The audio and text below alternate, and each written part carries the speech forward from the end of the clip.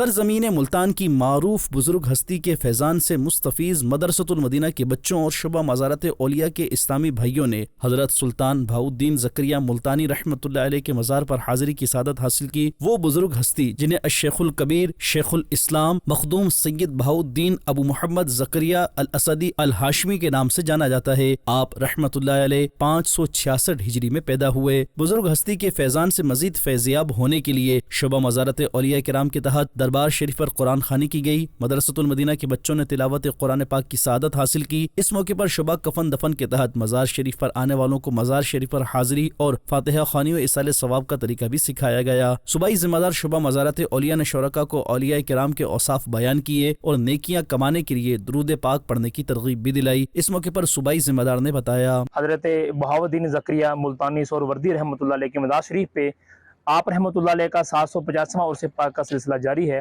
دعوت اسلامی کے شعبہ مزارت اولیاء کے تحت مزار شریف پہ قرآن خوانی کا سلسلہ ہوا۔